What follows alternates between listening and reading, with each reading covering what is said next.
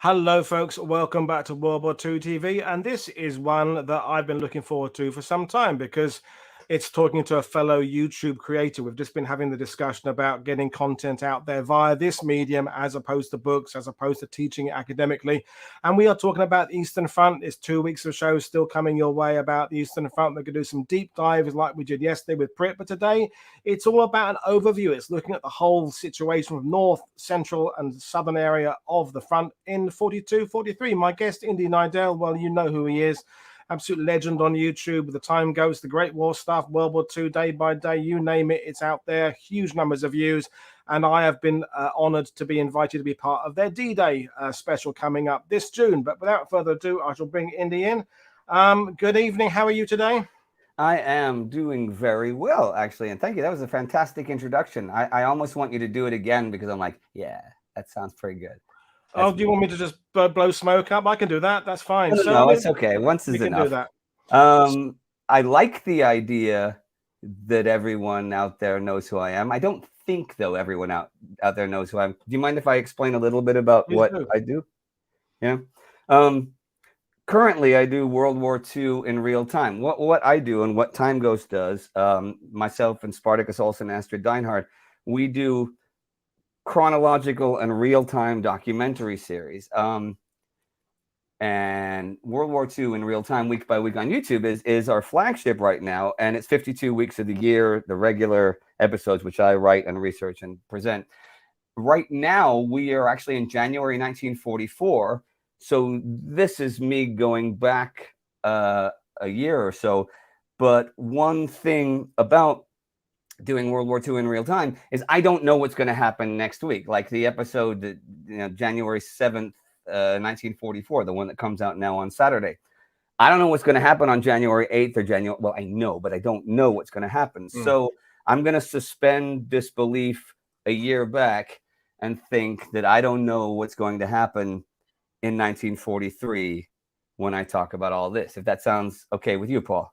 Yeah, fine with me. And we were saying before going live, this is the period, the winter 42, 43, where the outcome is yet to be decided. It's beyond the Barbarossa, Germans advancing hell for leather towards Moscow and everywhere else. And it's prior to the bits you don't know about because of the way you do it. But the events of 44, when the Soviets are steaming west, it's in that period where there is still, both sides are still have to be good at defending. They are still working out how to do attacking, and they're still getting to grips and sometimes failing with the whole idea of logistics and distance. Because as soon as you come into the Eastern Front, that is the big subject, is just the phenomenal distances that have to be traveled and the ever-changing terrain, the environment. It's all about railway lines and swamps and high ground and salients and things like that. And so what we're going to do, folks, is we're going to basically go through north to south. We've got some maps we're going to work with. And folks, please fire away with questions. You might as well ask them. We'll try and get to some of them, most of them, all of them. But well, Andy Moody says he's never seen World War II in real time yet, but he liked my Great War series. I've been doing World War II in real time for 227 weeks, which is 3 weeks longer than I did the Great War, Andy Moody. So, you got, and with all the specials and all the other things, you've got a lot coming up. Yeah, sorry. Okay, these are some pictures and stuff. I would like to explain one thing. When I do the World War II in real time, I don't just talk about one front or one battle. It really covers the world for a week by week. I do the active battlefields and the geopolitical stuff and all the conferences, the Casablanca conference, which is coming up, and things like that, so that you get the general picture of how it all fits together. Why?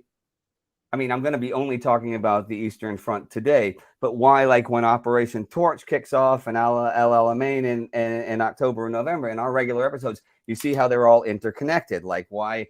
Because of the transport planes used in Tunisia, there weren't enough transport planes to properly send food to Stalingrad, things like that. That's what I do, is I put the thing together. So Paul asked me to talk about the Eastern Front at the end of 1942 and the beginning of 1943 and give an overview of that. Now, I made some little notes on this thing on my computer. I'm going to try to keep looking in camera, but it's little things saying, don't forget to mention this and don't forget to mention that. Now, one thing I am going to completely forget to mention is the entire northern part of the front. I'm not going to talk about Finland. I'm not going to talk about Leningrad and like Ilmen and stuff down there. The reason being is that you had Prit Buttar yesterday as your guest talking about Operation Iskra, Spark, which is in January 1943, is what is intended to relieve the siege of Leningrad and opens up a path and blah, blah, blah, blah, blah. But he does a very, very good background, what sets up, what's going on in late 1942 in Finland and the northern part of the front. And so if I did that, it would not only be redundant, it would also be repetitious. See, come on, that was funny. Okay. It was. And It was I saw what you did there. Yeah. Thank you. See, Paul and I, man, same wavelength, right? But Prit Buttar, I gotta say, he's one of my absolute favorite authors when it comes to writing history. I like some guys, like David Glantz is really great and really nerdy and stuff. But Prit he's got a good way with words and stuff. So yeah. I really enjoy. And so that was really nice to see. I'm glad you got him on the show because he was great yesterday. I would warmly recommend watching his Operation Iskra yesterday. So now that I'm not going to talk about Finland and Leningrad, I am planning on talking about stuff that started in the middle of the year and came to the end of the year until early January.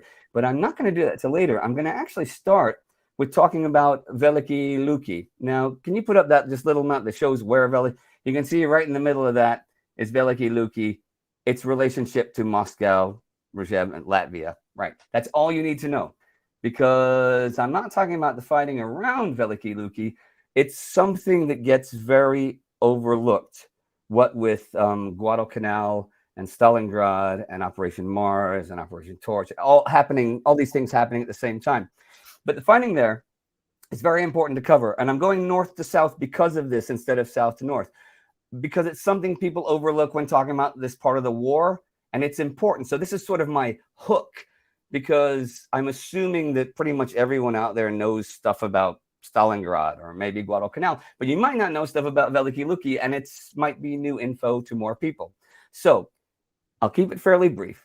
By early December 1942, and you don't need a map for this. You can look at me. It doesn't matter. You can keep the map on, or you can keep me on. Paul, I'll have you. You're so lovely. Okay. By early December 1942, the Soviets have surrounded Gruppe Meyer at Veliki Luki and cut the link between them and other German forces. You need to know that, right?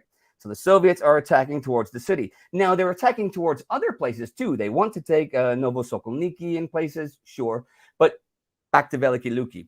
Unlike, say, Stalingrad, this is ground the Germans have held for a while. They have well-prepared defensive positions, right? In mid-December, Kuzma Galitsky's Third Shock Army launches a major offensive against the city. And over a few days, they take chunks of the city and they just completely wreck it with artillery. So by Christmas, the Germans trapped there are running out of food. They are soon at a point where they must consolidate. But if they give up their positions in the east, then no more transport gliders can fly in with food. If they give up their positions in the west, then they won't have any more artillery support. They choose to keep the west. Choose to give up the west because food is more important than artillery. And if they can get a relief operation, it will come in the west, right? So by the 30th, they can no longer hold the west, either way they look at it. Now, Gunther von Kluge, Army Group Center commander, he plans a relief operation for January 4th. And something to remember here, Adolf Hitler will absolutely not allow the troops to break out, right?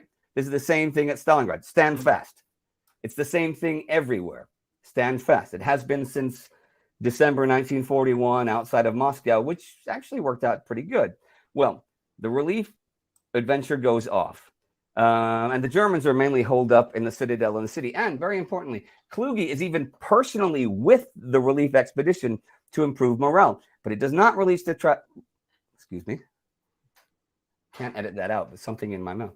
It does not reach the trapped men, and they have by now eaten their horses.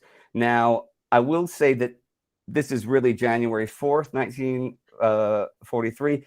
but I will just for this point look into the future, which I won't do at Stalingrad. They will surrender January 16th. And Stavka is critical of the operation. The Wehrmacht is shocked. Now, the thing about Stavka is they thought it would take more territory. They weren't thinking just Veliki Luki. So Perkayev gets the blame. It's a big mess like it usually is. But the Wehrmacht is shocked. And this is very important because for the first time in this war, the Soviets have annihilated an entire German formation. Soviets, it's happened. They've defeated the Germans at places, and they've been defeated many places. I mean, Stalingrad's still in progress, and sure, Operation Uranus and Saturn and stuff, they hit the Romanians and the Italians, but this is the first time that the Soviets have completely annihilated an entire German formation in well-prepared defenses that they had set up entirely like that. And the stand fast order has failed to work. If German commanders, because of Veliki Luki and Stalingrad, if they lose Stalingrad, can no longer rely on stand fast, they could well lose the strategic initiative.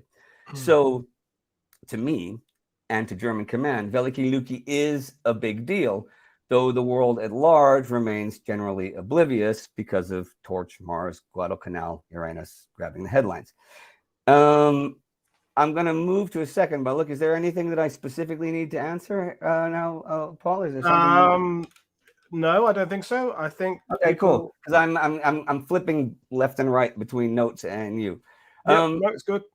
The problem with this defense is that the Wehrmacht is not designed for set-piece city battles and ad hoc relief operations over frozen swamps, which is what they were trying to do.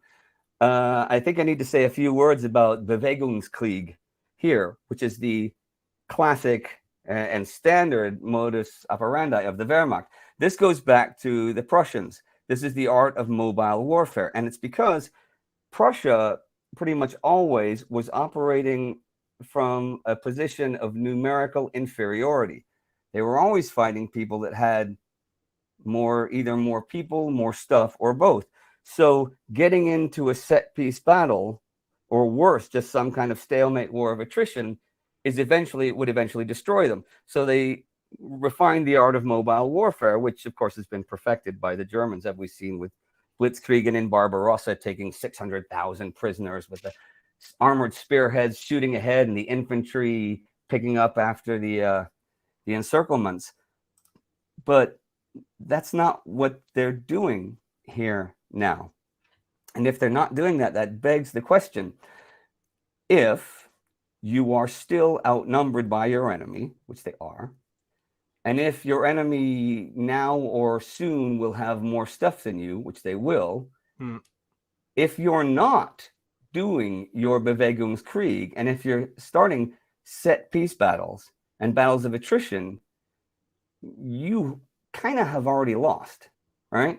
Just something to think about. I don't know what's going to happen in 1943, but this is not this piece. In fact, a lot of what I'm talking about today is not how the Wehrmacht was designed to operate. And in fact, if it operates like that, then it in some ways is an admission of failure, right? Well, now, the big 1942 offensive on the Eastern Front was Fall Blau. And I'll talk about that in a minute. And Fall Blau is designed as Bewegungskrieg. That's what it's supposed to be. It's supposed to, the spearheads are supposed to leap forward. It's supposed to reproduce Barbarossa. I'll explain what went right and went wrong in a minute. But I want to talk about Rzhev before that. You want to put up one of the Rzhev pictures? Maybe the first, any of them. It doesn't matter. As long as you can see where Rzhev. Actually, the first one of mine with the pockets, if you've got that. The first, it's a photo I took from a book. Not that one. No, the next one. Whoops, hang on. There we are. There we go. That's the one. Okay. And yes, I'm drinking wine because I'm enjoying talking about the war. I love talking about the war.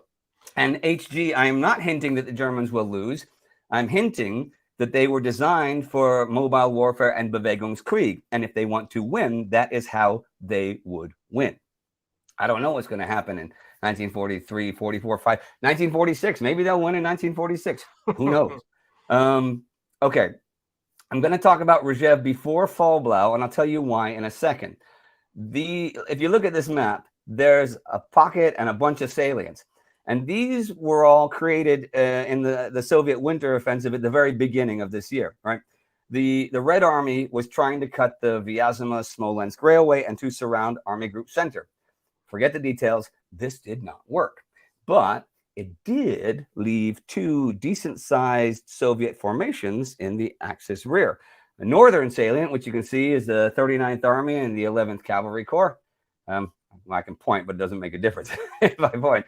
And that pocket, the Belov group, named after Pavel Belov, which was surrounded back in February. Now, you might think Belov should break out and stuff, but no. They told him to stay put, and maybe he'd be useful in the future, and they'd drop him supplies. Problem is, the Germans have that huge salient of their own. You can see that, the big gray thing, right?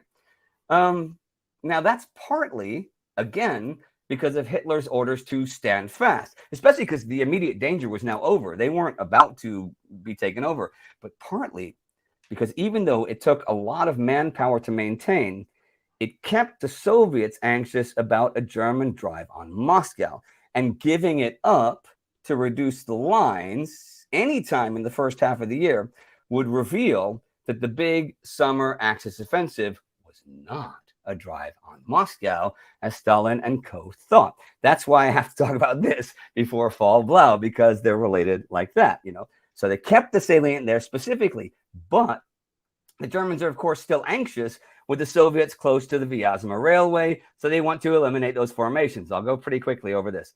On May 24th, Walter Model's 9th Army starts Operation Hanover against Belov's group, the surrounded group, right?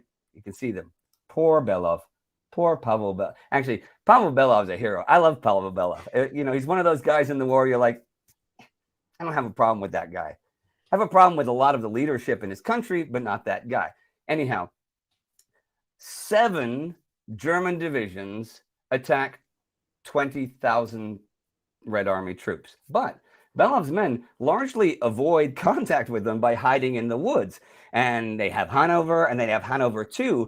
And the end result is that 10,000 or so Soviets break out and rejoin their lines by the end of June. And like 7,000 or so stay behind to do partisan stuff. But even though they didn't capture or kill them, the southern threat is over. That pocket is no longer a pocket, right? And on July 2nd, Model launches Operation Seydlitz against the northern group. And this is a big one.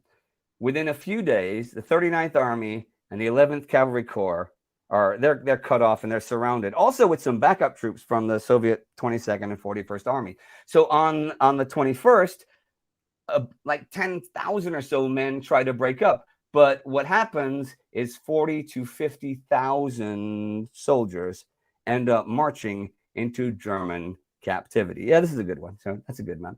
So 9th Army's rear is now secure. They've dealt with all this. And by this time, Fall Blau has begun to the south. But this means that Kluge, who has ambitions, he's only allowed to make limited offensives to improve his overall defensive position, right? So he actually, his plans are pretty ambitious, and they've got names like Der Flinger and Whirlwind, but he doesn't get to put them in action. And the main reason he doesn't get to put them in action is that the Soviets have massed a lot of force on the approaches to Moscow in anticipation of a summer offensive that they could swear was going to be heading towards Moscow. But that didn't happen. So with Blau happening in the south, Stavka wants to improve its defensive position here. So they want to reach the Volga River and take Rzhev. They'll also attack towards Gzhatsk and the railway through Sychovka. I suppose you can see on the map, see the railway line going. Yep. Yeah, there's Sychovka. And you see the general idea, right? Okay, but these attacks kick off July 30th. And the Soviets have a really big advantage in men, armor, and artillery. And even the first day, Soviet Kalinin Front forces smash a hole in the German defenses. But that same day, heavy rains come and turn everything to mud, and they bog down like 5 kilometers short of Rzhev. The Soviet Western Front attacks August 4th with an even bigger advantage, and they initially smashed through all resistance heading for Sychovka and Zubtsov on the Volga River. So German armor sent in to stop them. Remember, I'm being fairly general here. And this results in a giant tank battle. But over the next 3 weeks, day by day, the Soviets grind out gains kilometer by kilometer and 1,000 dead men by 1,000 dead men. And they do take Zubtsov, and then they run out of steam. Now, just so I don't forget, the Western Front at that time was under Georgy Zhukov, but he now heads for Stalingrad, which is now coming under threat. So Ivan Konyev takes over the Western Front, brings some of his former Kalinin Front men with him, and he's now in charge of operations around Rzhev. Anyhow, he continues attacks in September, but in September, progress can, and I'm not making this up, can literally be measured in feet, if not inches, or meters, if not centimeters, depending which system of measurement you prefer, right? So on September 30th, the Soviets call off, for now, the Rzhev meat grinder. They have taken 300,000 casualties in 2 months versus below 70,000 for the enemy. They have prevented Kluge from doing whatever his plans were, and they have likely, although not definitely, prevented some force from being sent south. But that is a huge cost. Now, this region will be active very soon again in Operation Mars, and I'll talk about that later, because guess what? Guess what? It's now fall blau time. Although if there's a question I have to ask, I would be happy to answer this question. Yeah, it's the first Rzhev defensive battle, right? Yep. Oh, you should read Buttar's books about everything, just so you know. And it was a long thing. Now, I intentionally didn't cover it so much in the weekly World War II episodes because I had Zitze, he doesn't do it anymore, who did our day-by-day coverage on Instagram, which is a written coverage. I had him cover it there because I had so much other stuff to cover. I wouldn't be able to do it justice. So I did put all of the instas together and did like a compilation of two things, of the Rzhev battles in the summer and the Kokoda track battles on New Guinea, which we don't need to talk about because that's a completely different thing. Those are the only compilation things we've ever done. But the war is big enough that sometimes I can't do justice to the things I want to do when I want to do them. Right. Well, just to ask a question, just to give you a break as well. When we're talking about the Rzhev Salient and things like that, I'm noticing that when you read German historians and Soviet historians and Western historians, words like offensive, advance, defense, it gets a bit muddled because sometimes, as you explained, it's about straightening lines out. It's about rescuing troops in pockets or breaking out of pockets. So it's not as easy to understand what is meant sometimes by the language, because a general will use a word that sounds like he's being aggressive, but maybe it's not so much aggressive as sorting out with a push a defensive position. Does that make sense? It makes absolute sense. I mean, even like I said, I mean, the Germans had that salient. It makes military sense in general to shorten the line. It'll save you men and money, but they kept the line because you have a threatening look. So that is offensive defense, right? Yeah. No, but it's and particularly when you're grinding out 1 or 2 kilometers at a time, everyone's playing defense. Everyone is. You're basically just killing people. But but you're absolutely right, Paul. It's certain words like there's a salient here, there's a pocket here. Those are descriptions, but they don't actually tell the story of, well, why is there the salient here? A lot of salients are on purpose. They're not an accident. They want to have the salient. They want to have they left Belov in the pocket. They just kept supplying it. Most of the time, a pocket is, oh no, we're surrounded. What are we going to do? You got to break out. But that's not what they did here, right? So, shall I start of fall blau, or is there anything I need to? No, nothing. As you want. Right? No, people are just. I think they're just liking it. So go where you want. Yeah. Okay. Now this map here, this covers everything from fall blau, which went down into the Caucasus, the designs and stuff. I'll talk about that. So this is a good map. It's an early map, but you can see the lines, you can see the numbers. Zoom on the screen. you'll get. Okay, Fallblau time. Kicks off June 28th. This is it. This is the big summer offensive. Phase 1, right? Phase 1. You've got the German Second Army. You've got Army Group Vikes. You've got the 4th Panzer Army. You've got the Hungarian infantry. They're all sort of heading towards Voronezh. And they attack on June 28th. And they break through everywhere. The spearheads advance like 50 kilometers on day 1. The general goal is trying to surround the 40th and 21st Soviet Army, the Red Armies. Now, Friedrich Jose Paulus, and if you want to know why I call him Jose, you have to go back and watch some Stalingrad episodes on World War II in real time. That's an in joke for those. We have our in jokes here on World War II TV, but that's very much a time ghost timeline joke. And yeah, I'm there. No, let's not explain it. Yeah. Okay, no, I'm not going to explain it. When I say Jose Paulus, I'm talking about Friedrich Paulus, and now there are tens of thousands of people in the world that call him Jose Paulus, which I think is pretty cool. A posthumous nickname that's better than Friedrich anyway.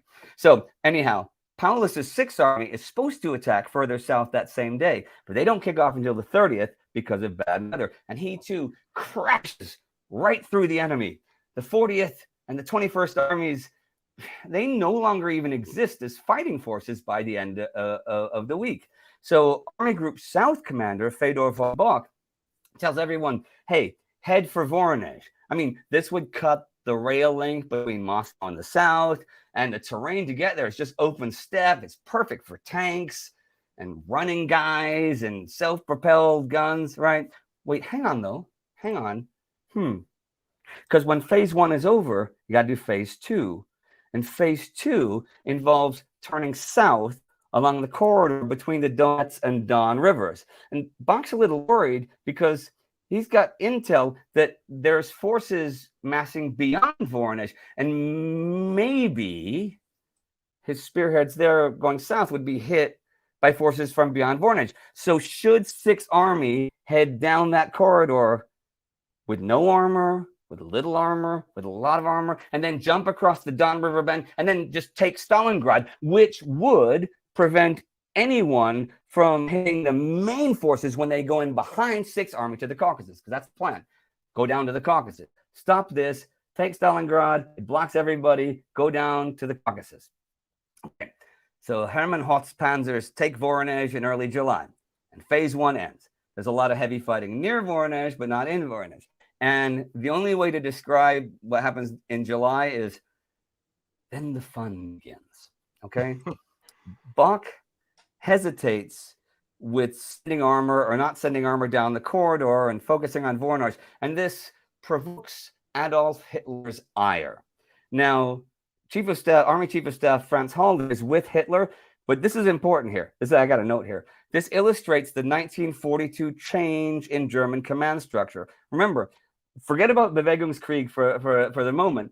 One thing that made it possible was that your leaders in the field were expected, they had their orders, but they were expected to execute them as they saw according to the changing situation. You had traditionally independent officers in the field, but now it's tight control from Hitler and Halder. Execute your orders as issued. And they say that this Voronezh bullshit is meaningless, even though it is specifically in Directive 41 that you have to take Voronezh, but what do we know?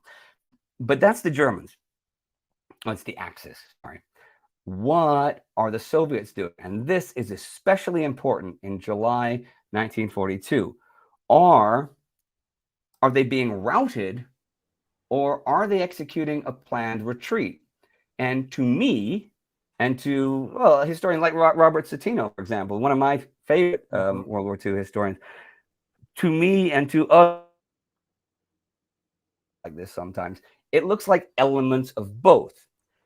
But there are certainly endless columns of Soviet troops heading east. But either way, whether route or planned retreat, this is the important question.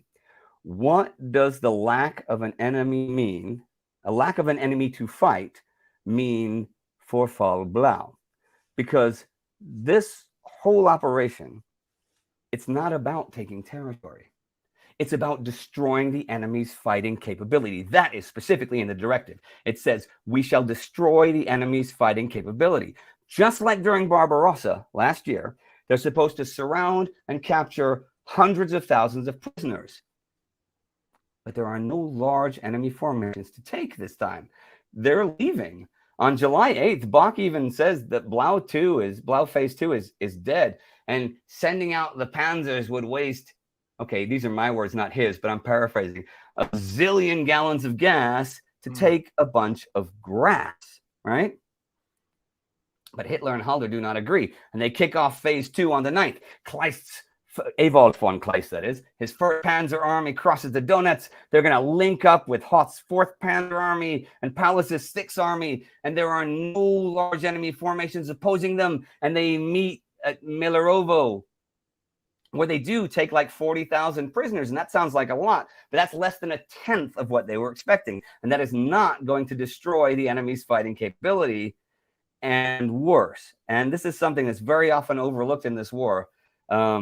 They are now in the world's biggest traffic jam, and a lot of their units are out of fuel. Now, I wrote this down. I'm going to quote myself from the World War II episode from July 17th, 1942. It's a Saturday. They're all on Saturdays. Looking at it overall operationally, Fall Blau, with all of the staggered starts and objectives and would-be encirclements, was a failure. More than that, it's a mess. Huge armored forces are stuck in a gigantic traffic jam around Milerovo, some without fuel, and the infantry is plodding along on the flanks. That is exactly the opposite of how the Wehrmacht fought and succeeded in the USSR in 1941. Quick mobile units turned the enemy flank and rear, and the infantry made the frontal assault. So that is really something. And Bach is the scapegoat. So he is out, though it's not really his fault, and he said this was going to happen. Hitler just keeps changing his orders. And Army Group South has been split into Army Groups A and B. And now, suddenly, Stalingrad is a major objective, and not just a covering role for Army Group A to go behind, right? Bach, by the way, was running Army Group B. Wilhelm List runs Army Group A. Okay, well, I know this is a bit confusing, but you got a map there so you can see where things are. You're with me, Paul, right? I'm with you, yeah. Okay, cool. Tell me if I fail to keep this interesting, okay? Because it's very interesting. No problem at all. Okay. So then the Axis take Rostov, despite the biggest traffic jam you've ever seen, and Hitler issues Directive 45. Army Group A will hit the Caucasus and will take the oil fields. Army Group B will take Stalingrad and maybe push through Astrakhan, which is a total pipe dream, but still. Now, I want to mention the traffic jams for a minute. When Sparty and I were kids, this was still a thing, the biggest traffic jam in history, which it really was at the time. It's been forgotten by history, but we did an extra, not even a special episode, an extra week to be July 27th, 1942, about just the traffic jams caused by Hitler rerouting his panzer armies every single day. And you guys should very much check that out. I'll put a link later down below. The thing is, the traffic jams temporarily break the supply situation. And every day that 15 or 20,000 vehicles are stuck around Rostov allows the new Stalingrad front to be beefed up and the city to be turned more and more into a fortress, right? So Blau's momentum, it's gone. It's gone just like that. So there are two new operations.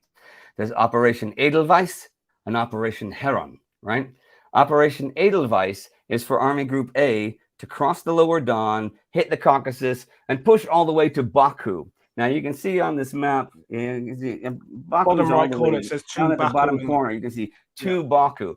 I just want to point out, just to show the scale, they're starting from Rostov. Baku is as far from Rostov by road as Warsaw is. So, you know, you got your work cut out for you. But that is the bigger operation. That is a bigger force. The Soviets are going to defend and blow up their oil supplies, though. And to be honest, Baku, if they can reach it, is the 5th largest city in the Union. So they got plenty of force there. Now, Operation Heron, the other semi-continuation of Fall Blau, is smaller. and it is the Army Group B drive on Stalingrad, now a main objective, mainly by German Sixth Army. Jose Paulus has the German Second Army, he's got the Hungarians, and he's got the Italians protecting his flanks in the rear. But he literally, and I don't mean figuratively, I mean literally, keeps getting stopped by lack of fuel. Like there are days when Sixth Army cannot move because they don't have enough gasoline to move. So moving in fits and starts in late July and in August, he advances on Stalingrad. Now the 4th Panzer Army, Hermann Hoth's 4th Panzer Army, is now also advancing on the city from the southwest-ish, backed by the Romanians. I mentioned the Caucasus campaign. I'm going to talk about that later. I'm going to actually end with that because it's a good place for an ending. So I'm going to get to Stalingrad. I'm going to have a drink of wine, right? This is a good moment. If there's anything that I must answer, let me know. Well, we're Cornflakes has asked twice now, could you talk a little bit about the combat capabilities of the Hungarian and Romanian armies during 42-43? I love your World War II channel. It's exactly and more what I want from a history channel. So there you are. Talking a little bit about them, there's nothing wrong with them in terms of infantry and soldiers, but they were not led as well as, say, the German armies, and they didn't have a great deal of armor. So if they were stretched thin, which they were, then come on, even if it had been a German force stretched thin with no armor, it still would have been waiting to be hit. The Romanians specifically, in a lot of the German dispatches in November, I mean, especially once after the Romanian 3rd and 4th armies disintegrated, in December, what was left of them, they're mentioned in this dispatches as fighting fantastically well when they're which I'll mention soon, when they're reorganized by Manstein and stuff. There's the Hungarian forces. I know less about their capabilities in the field just because they didn't get as much of a chance as the Romanians to show their capabilities in the field. But just because the Romanian army disintegrated does not mean they weren't good forces, because they were. They really were. And that's same in the First World War. Romania, when they were invaded during the Great War, they were invaded from two sides, right? From over the mountains and from the south by all 4 Central Powers. And as it turned out, they could handle either of those invasions by themselves. They just couldn't handle both of those invasions by themselves. That's one thing we learned from the First World War, from the Great War, is that everyone could fight. They thought Gallipoli was going to be a cruise in the Dardanelles. No, the Ottomans can't fight. The Bulgarians can't fight. That everyone could fight, and that carries over into this war. I know certainly the Italians in North Africa get a lot of flack, but I've answered a lot of questions about that, about the capability and the quality of a lot of the Italian soldiery and stuff. One of the main Italian problem was their mass production of equipment. They made absolutely brilliant equipment this war, World War II. The guns, they're just fantastic, but they're artisanal. They're not mass produced. And the mass production. They're good at doing 12 of something, aren't they? But they're not good at doing 2,000. Yeah, the truck-mounted artillery pieces, things like that, amazing stuff. But I want to just bring you back to something you were saying earlier about the crushing of enemy forces, because I think the casual student of the Eastern Front, we're very much stuck with it's all about cities. It's Moscow, it's Leningrad, it's Stalingrad, or the oil fields generally. Now, I think particularly in this 42-43 period, the idea of each side wanting to eliminate the other side's armies is overlooked with that focus on the cities. But that's how, like, a war is not. Your army isn't going, I want to take this city. Okay, you might want to take a capital city and stuff. But, I mean, Fall Blau wasn't about taking cities. It was about destroying the enemy's capability to fight. And that's a much more specific goal than saying, we want to take this city and this city. It descended and devolved into take this city and this city. Like, for example, okay, I'm going to peer into the future, right? And in 1944, the Allies do take Rome. Mark Clark specifically takes Rome because of the media headlines. But by then, it's strategically absolutely unimportant and adds at least another week or two to the campaign during which people are dying the whole time. Okay, Yeah. I understand headlines are important for morale and the people at home, but the goal is not necessarily the city. You got to hold the city anyway. I mean, look at Leningrad. They didn't take Leningrad. They just put it under siege for 800 days. Yeah. And 1 million people died. That's one big way of reducing enemy strength. If everybody's dying and starving, nobody's fighting back against you. Unfortunately, the Soviets were a lot more resilient at Leningrad than anybody thought at the time. No, but you're absolutely right, and it is important to point out it's not just point A to point B, and then we take point C, and then we take point C, and then we win.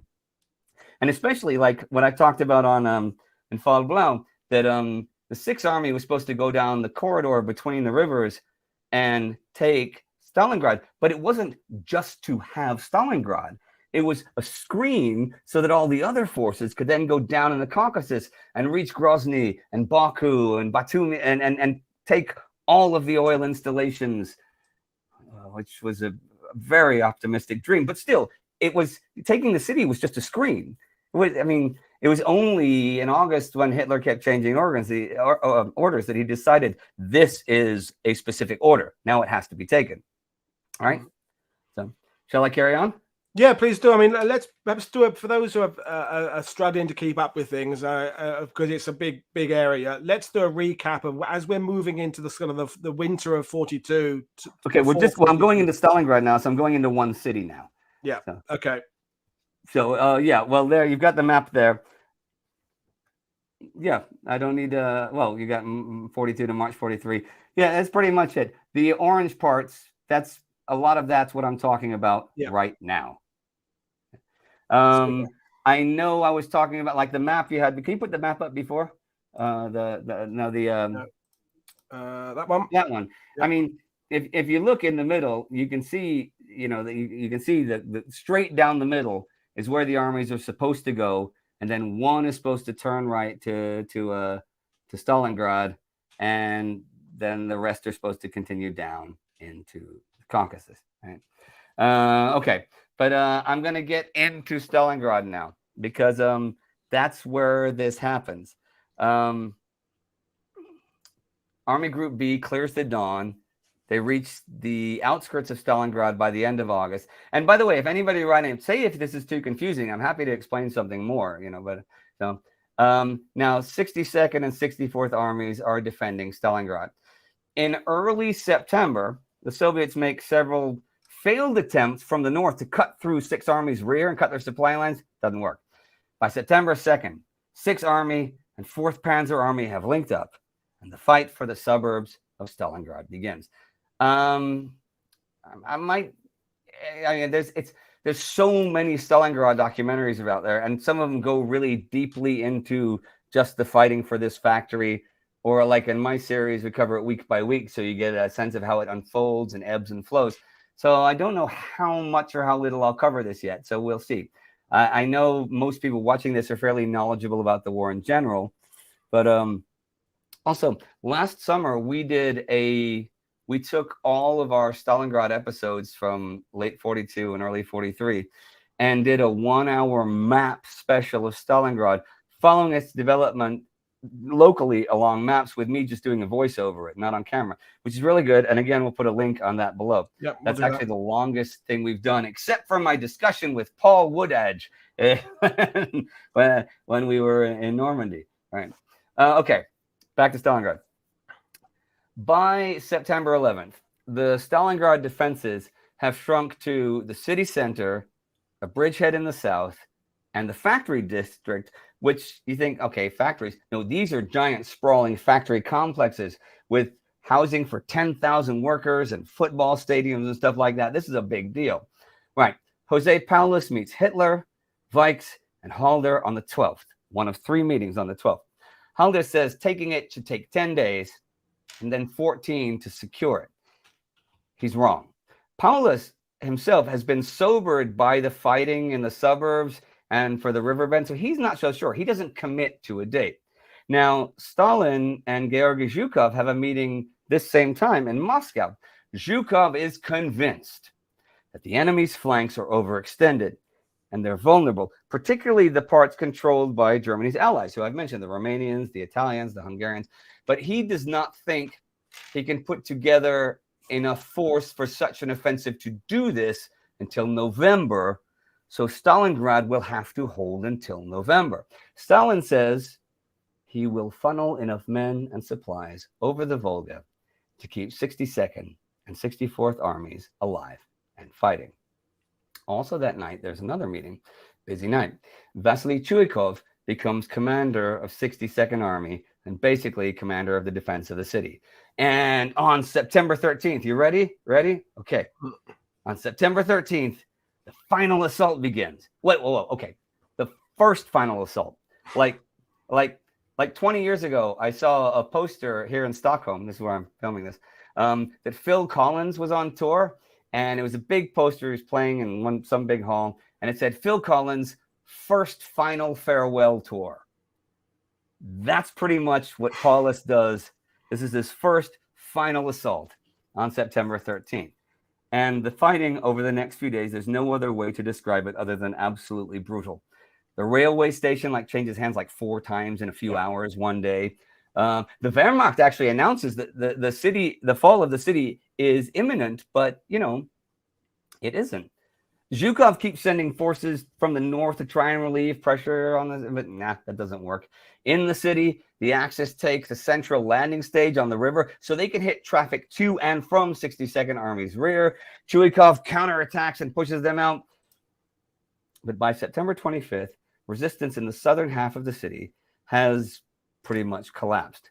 The Soviets now hold the area around Mamayev Kurgan, the big mountain, some pockets in the center, a little bit in the north, and the factories. So Paulus shifts focus to these: the tractor plant, Barrikady, and Krasny Oktyabr, Red October. Now that last one has its own landing stage on the river. There are now 11 German divisions facing 62nd Army. So Paulus, I skipped a couple, but Paulus launches his 4th final farewell tour series of attacks. It's the biggest yet. It's against the factories.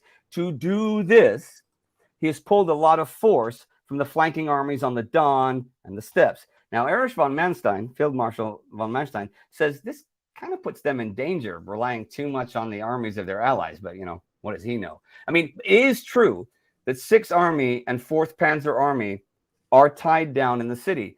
And their northern flank behind them is a Romanian, a Hungarian, and an Italian army. And the southern flank is a Romanian. Okay. Still, by October 7th, the Germans have taken part of the tractor plant complex, and they have eliminated the Orlovka salient in the north of the city, but they cannot achieve victory. On the 11th, there was a lull for the first time in 2 months in the sector. On the 14th, Adolf Hitler suspends all Axis on this that he commands offensive activity, except for Stalingrad and in the Caucasus. And that day comes another final assault featuring 30,000 freshly arrived German troops. They break their way into the tractor plant. They fight their way to the Volga. They cut 62nd Army in two. The Soviets bring in reinforcements of their own, and they set up behind Barrikady towards the river.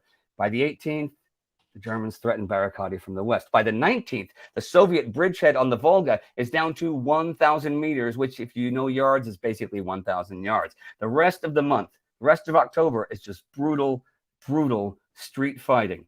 Bloody. It's indescribable fighting. I can try, but picture it, and it's a million times worse. By November 6th, Paulus has 90% of the city, and his forces can see the river from virtually every single point they hold. But the Soviets still hold on. But the Volga begins to freeze, and ice in the river seriously hampers 62nd Army river traffic. Now, Operation Uranus, the plan to hit the Axis flanks and surround the enemy in the giant double pincer movement that was scheduled for November, that we heard Zhukov said he could do. It's scheduled for November 9th, but it's postponed for 10 days since they cannot get the troops into position. Paulus launches Operation Hubertus in the city on November 11th. And by the 13th, The Germans have taken Krasny Oktyabr. The temperature has fallen as low as -18 Celsius already. Barakadi falls the 14th. The defenders cling to less and less day after day after day. And then Operation Uranus begins November 19th.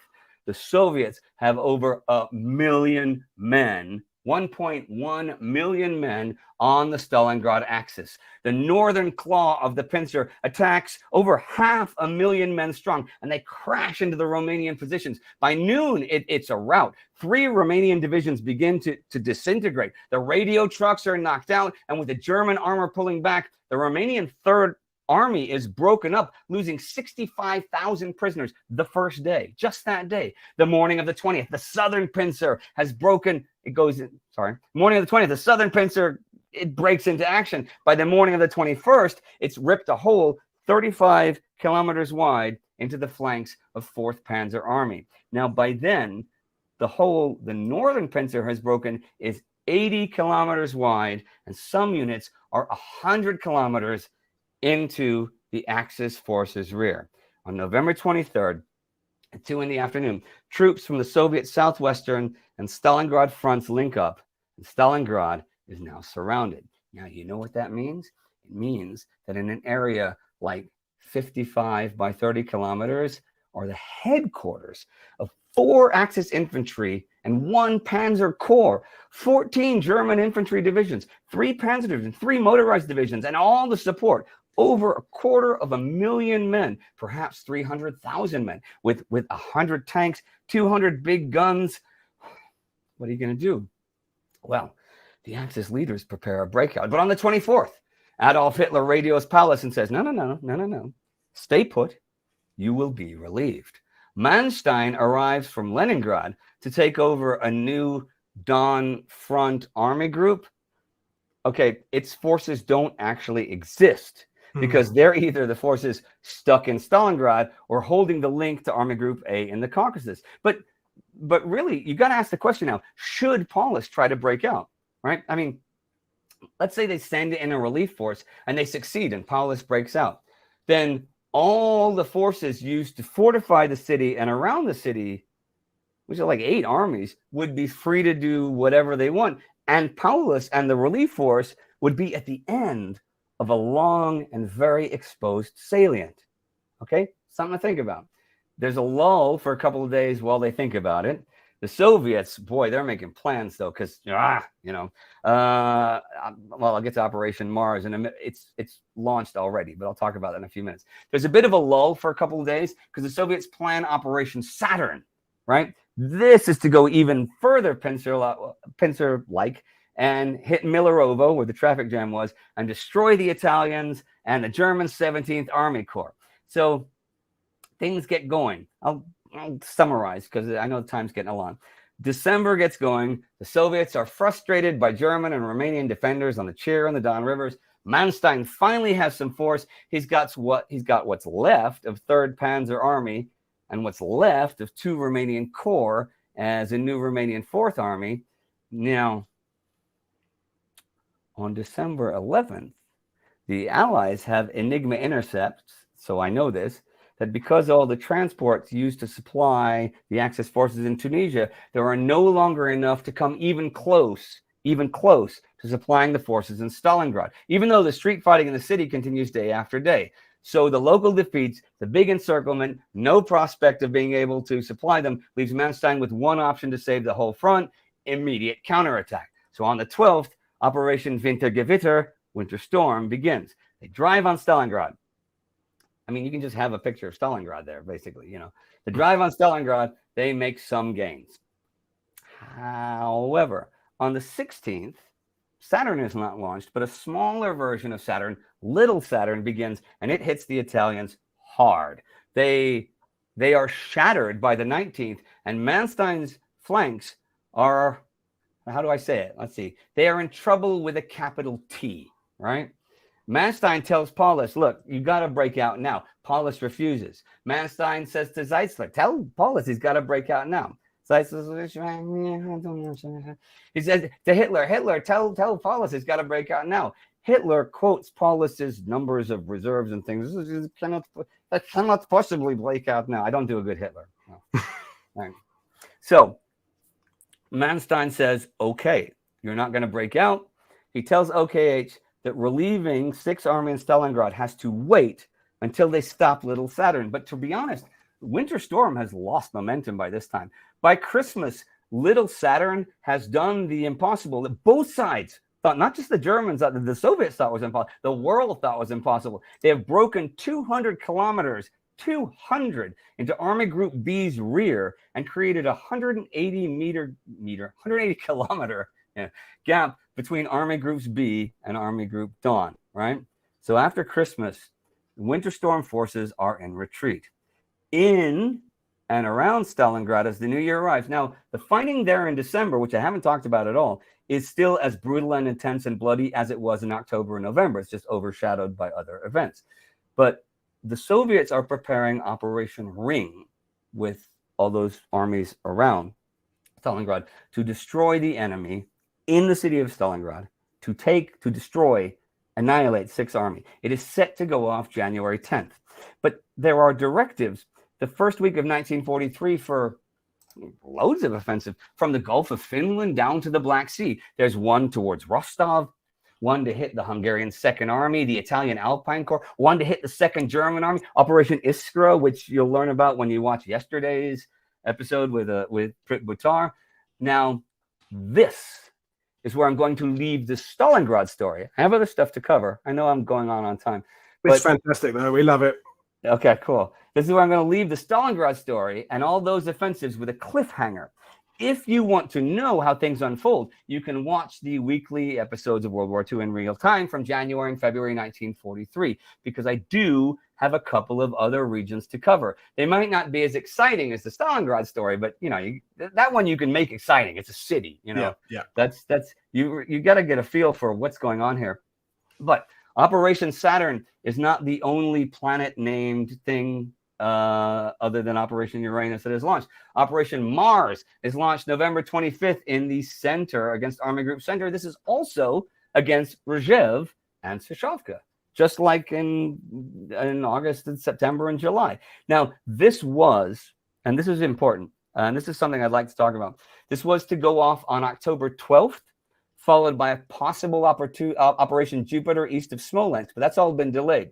And the reason I want to talk about this, because the official Soviet history and many histories say that Operation Uranus went off on November 19th, Operation Mars on November 25th. And they say that Operation Mars was a diversion to keep force, up there, so they wouldn't reinforce, so that Operation Uranus could smash through as it did and stuff. I have a big problem with this theory. I know many historians do, some don't. David Glantz, for one, do, because he calls Operation Mars Zhukov's greatest defeat. And in those three words, you can see what he thinks of Operation Mars. But the thing is, what is really important is Operation Uranus was planned originally for November 9th. Remember, we saw in September, Zhukov said, you got to wait till November, but then I can do this. Operation Mars was planned for October 12th. That's a month before whichever one is supposed to be a diversion. If it's a month between the two attacks, these are the plans when they were planned simultaneously. Nobody's going to divert from anybody. And there's also the fact that Operation Mars and the forces in Operation Mars and the Moscow Defense Zone outnumber the fronts for Operation Uranus by 800,000 men and 2,000 tanks and self-propelled guns. That's not a diversion. That's a main attack. That's 44% of the armor on the entire Eastern Front. A diversion would have sent more of the armor to the other place that you're trying to divert from. But I digress. It is always going to be one of those great things that you can sit and have a historical argument about. I agree with Glantz and disagree with the Soviet official history. But again, you can't absolutely know this with a complete certainty. It just seems like if you're planning two things a month apart, neither of them is diverting from either. And if they just happen to go off 6 days apart, and the second one is a complete and absolute fucking disaster, I said it, then sure, you can say, oh yeah, but it was supposed to be a diversion, so it didn't matter if it succeeded. I do understand that, right? Well, anyhow, this goes off on the 25th. And 667,000 men just that day, which is more than the first went off on the 19th. And it does take some ground over a couple of days. And it does, in fact, cut the Rzhev-Salient railway. It is at an enormous cost. In fact, by its second week, it's really getting bogged down. And even in early December, like the first 10 days of December, it's basically petering out, and some of the Soviet forces are even surrounded. So though such a massive undertaking with nearly 2 million men that they could throw into it, it is a failure, and it is canceled the 20th of December. And any possible Operation Jupiter is canceled the 23rd of December. Now, you might think you're all sweating now, right? Everybody's on fire. This has to end now. But I did leave out one little bit that I have to talk about a bit before we go. Do you mind, Paul? I know it's been an hour. Is that cool? Please go. It's great. We love it. Okay. I got to talk about the Caucasus, because that's where, cheers, that's where Fall Blau was supposed to head. It's supposed to take all the oil, all the resources, take all of that. So that's kind of important. That's where I'm going to end.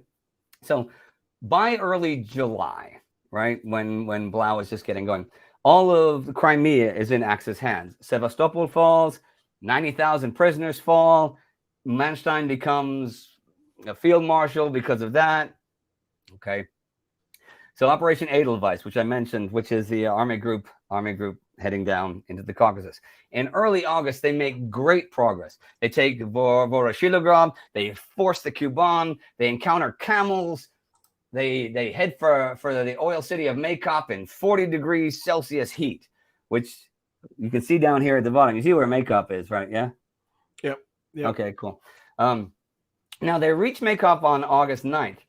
But it is on fire, and the Soviets have driven steel cores into the shafts of the oil wells, and those cannot be removed. So people in Axis command start realizing that getting any oil at all from here is not going to be easy. Still, they take the refinery city Krasnodar, which has also been wrecked, and then Kleist halts the First Panzer Army, because they've outrun supplies. But the enemy has outrun them. Again, not taking the enemy, not destroying the enemy's ability to fight. The Axis crossed the Terek River in places by early September, and they get to really clearing the Kuban. The thing is, List is really focused on crossing the mountains, and snows fall in the mountain passes already in mid-August, so that route is going to be blocked for the year by September. Theoretically, towards the east, they could reach Grozny, but that's theoretically. But the failure of them over a period of weeks to break out of the Mozdok bridgehead causes Hitler to fire List. And to be honest, List had not deployed his troops very well. I mean, he used the wrong troops in the wrong terrain, and he really did focus on the mountains instead of Grozny. But to also be honest, Hitler has not given him the force to really succeed here. Now, here's a plot twist, okay? Anybody who's been fading out and getting a little bored, here's a plot twist. Adolf Hitler surprises everyone by taking personal control of Army Group A. Okay, Kleist will now technically run it in the field, but that's how hands-on Hitler is now being. Bock is gone. List is gone. All kinds of people are gone. So, okay, they do manage to occupy Novorossiysk on the coast, but they advance no further. Hitler is furious over lack of Caucasus progress, and guess what? Franz Halder is now out as chief of staff. He's been chief of staff since the beginning of the war, replaced by the very malleable Kurt Zeitzler, who does not argue with Hitler or second guess him, even though Halder basically did 95% of what Hitler wanted.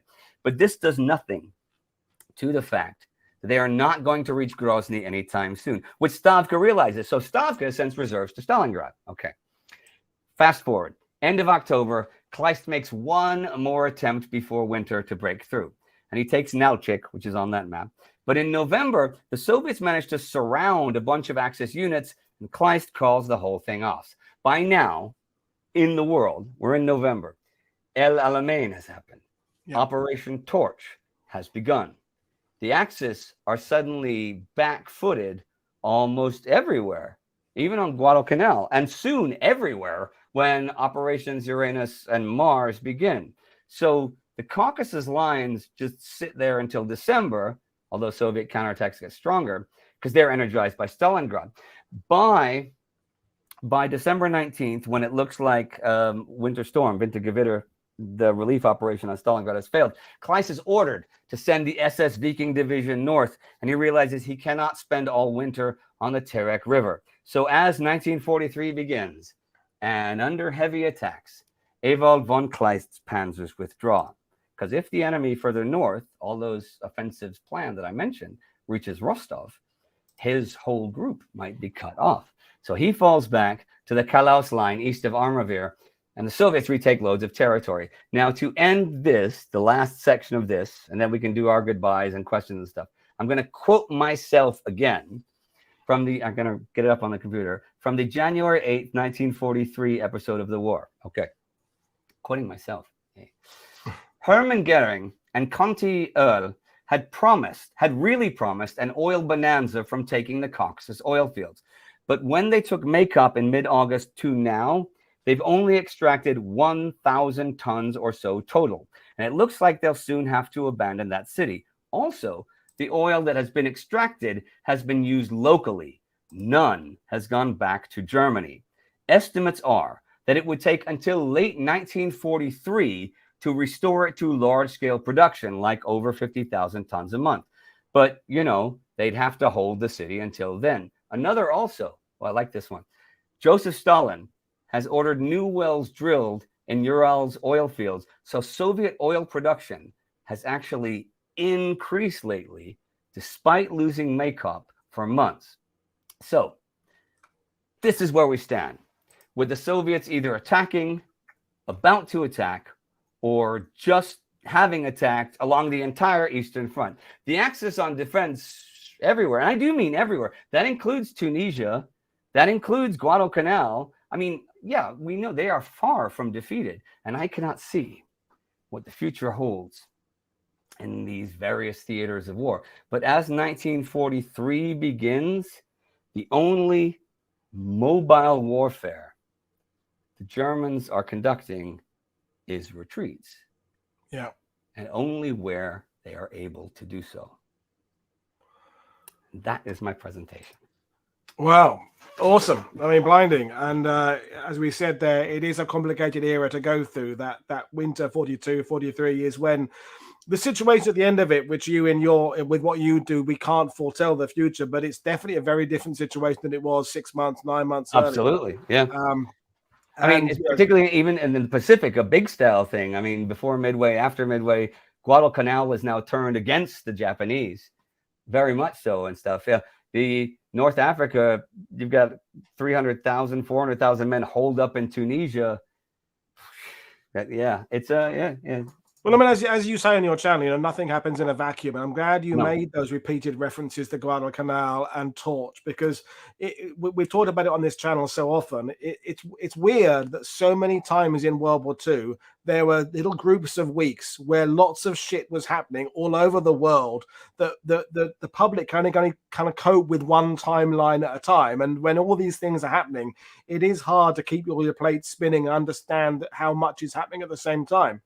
No, I know. I mean, even just I casually mentioned the transport situation between Tunisia and Stalingrad, but that is a huge part of the war. They would have had enough transport planes to supply Sixth Army if they weren't also trying to supply Tunisia. Yeah. It's just a plain fact, you know. Yeah. No, absolutely. I think we're just going to go back and scroll a few of the questions. Sure. There was one I was going to read. I can't find it now. Something about Romanians, but I can't find it now. Oh, there we go. Billy Anderson asks, Romanians north of Stalingrad, did they have enough anti-armor to help stop the Russian armor? No, that was the whole point with the whole northern flank and stuff. We did actually we did a deployment special at the beginning of Fall Blau. You can look it up on the on the channel, which actually went over the deployments and how that would work. The problem with the flanks is they had very, very little armor and very little anti-armor. They had radio trucks, but when the radio trucks were destroyed, which I think I mentioned, radio trucks were destroyed, the German armor that was supporting them pulled back because they could no longer be deployed. So they had no armor. They had nothing. It's really logistics. It was not the Romanians' fault. No, but they didn't see this coming. I mean, whoever had been there would have got hit hard unless they had a lot of armor or anti-armor. Yeah, I mean, great response. So Cornflakes is asking again, could you explain how such a large and well-equipped defensive Operation Mars could fail in such a costly way? Sure. It's what they were attacking. Okay, remember I talked about Veliki Luki at the beginning, and it was German prepared defenses, and the Wehrmacht was shocked that they were actually overcome and their force was annihilated there. They would have been even more shocked at Rzhev, because all before Rzhev, you can look the whole half moon around it, all of those towns and stuff were fortified strong points, but they'd also built this massive web of dozens and dozens, if not hundreds of kilometers of trenches collecting everything. They had really fortified that. An attack on Rzhev, I mean, it was Zhukov's baby. And even when Mars was called off in December, he was pissed off because he didn't want it called off. He wanted to keep attacks against Rzhev. That's what that Zhukov really wanted that. Hence, I guess, Glantz saying his greatest defeat, because he didn't get to do it. Whether it was a diversion or not, he didn't get to do it. But those defenses were enormous. They were massive and they were brilliant.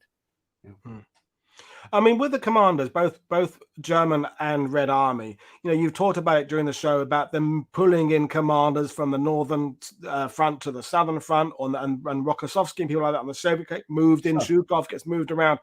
Again, I think it's important to understand the distances involved in this, because when we see a map in a little sort of 3-inch by 4-inch map in a book, and you say, oh, he's gone from here to here, what we're failing to understand, it's like taking Slim out of Burma and moving him to Italy, isn't it? In terms of distances. And I think we when we look at that front, we just, he's just moved down a bit to join this battle. It is completely taking away from one sector to a completely different environment, isn't it? Yeah.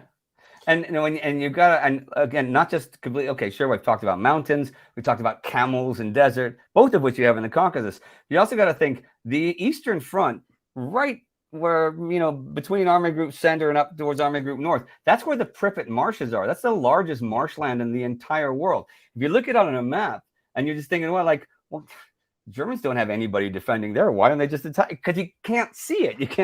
You have to wait. It has to freeze, or else you can't attack it. And marshland is very easy to defend. It's the easiest there is to defend. So all these little things you got to take into account. Like, there's train lines going from, say, Germany, but are there lateral train lines? That's important because, okay, spoiler, in the fall of 1943, when there's a lot of the fighting, which Prit Buttar writes great about, like in Retribution, his book Retribution. Brilliant book. Great book. Yep. Brilliant book. One big problem when the Soviets are advancing is the Germans don't have any lateral rail lines that go north and south. So they have to send things back to the west and then back to the east. It gets there. And that takes 3 days instead of 3 hours. That's all these little things that you don't think of. Well, brilliant. I mean, I've thoroughly enjoyed talking to you. And the thing that's exciting, folks, is I'm hoping if I can get everybody's schedules to align and the stars to fall into the right place, and enough goats sacrificed out there in my Mayan temple in the garden there. But if I'm going to get you, David Glantz, and maybe either Ian Garner or Krista Bergstrom together for a panel discussion at some point over the next few days and weeks to just talk about Eastern Front historiography, access to archives, the changing understanding of how that theater has gone. Because, when I was a kid in the 80s, you barely read anything about the Eastern Front at all. And then there was that big boom post Anthony Beevers, Stalingrad, whatever everybody's talking about the Eastern Front. And now they are talking about the Eastern Front, but they're talking about 2022-23 Eastern Front in Ukraine, and where that's going to take us in the future with understanding the Eastern Front, because the research in archives is going to be changing. Attitudes are changing. It's a really fascinating period. And just because we're talking about history, we obviously our sympathies are with people suffering in the current conflict. But it is going to leave a big dent in our understanding in 10 years' time of this front. Yeah, no, very much will, because it'll bring, like, especially like in the fall of 1943, looking into the future. I'm summer and fall. I'm talking about all these places that are being fought for in summer and fall. In 2022, they were being fought. So people are like, this is really weird that I'm reading about this in the morning and watching this channel and seeing this being fought for by different forces there. But the historiography, and that's something Sparty is actually really good at, that, about how the historiography changes. But like I mentioned, when both Sparty and I were kids in the 70s, even when I was 8 or 9 years old, I knew about the biggest traffic jam in history, which was the German Panzer's traffic jam around Rostov and Milarovo. That's not even mentioned is mentioned in very, very few books at all now. But that's, to me, like, if you want to start, like, if in I think I started either the extra episode on July 27, 1942, or the regular one on the 24th with, this week the Germans lose the war, because it's I mean, to have 15,000 vehicles and 100,000 men just stuck there for day after day while the enemy's doing whatever the heck they want. It's a pretty big deal. So now, this was a lot of fun. I specifically wanted to make Stalingrad exciting because there's no map. Yeah, no, I mean, it's been a great tour, and I hope this is the beginning of more things we're working between myself and you and Spartacus as well, because there's lots of overlap in what I'm doing and what you're doing for getting people together and getting some history. But if we can get that panel discussion, everyone's up for it in theory. It's just whether I'm up for it in the same place at the same time for it. But that would be fantastic to discuss that. I will mention one thing in case people missed something before. Paul Woodedge and I are doing something together. Now, I first met him in person in Normandy in September, because on our channel, World War II in Real Time, we've done a bunch of special stuff in the past, but we're doing a 24-hour special on June 6th next year. It's not just on D-Day landing. 24 hours of that might be an awful lot to digest. But it's really about the embedded journalism and the way it was presented around the world and stuff, and a lot of cool stuff like that. And we filmed like 7 hours of material with Paul in September. We're going to film some more, hopefully, this spring. So he's definitely one of the main characters in that special. And you will see that. So, and that's when we decided we liked working together. And I'm like, I'd be happy to be, I guess we also like the same kind of music, which we do. We went, before going online, we talked about seeing The Damned, and we talked about the loss of Kenny Marble specials and Kenny Marble, who another in joke. But it's been great talking to you, Indy, and I can't wait for our paths to cross again. Hopefully, it'll be in this panel discussion. Meanwhile, folks, tomorrow we're talking about the Demyansk pocket. We've got a historian who now lives in Toronto, who was 20 years researching his grandfather's role in that battle. He's calling it the forerunner to Stalingrad. So that'd be a fantastic one of two tests I've got in the next few days. So fantastic. But brilliant. Thanks everybody for watching. Don't forget, you can find the links to Indy's channel and time goes everything else in the description below. You can find all my links. And if you are not a member of the channel or have not subscribed, get ahead and do it, because we can bring you more of this stuff. So brilliant talking to you, Indy. Thanks everybody for watching. And folks, I will see you all tomorrow. Cheers. Bye. Cheers. Bye, everybody.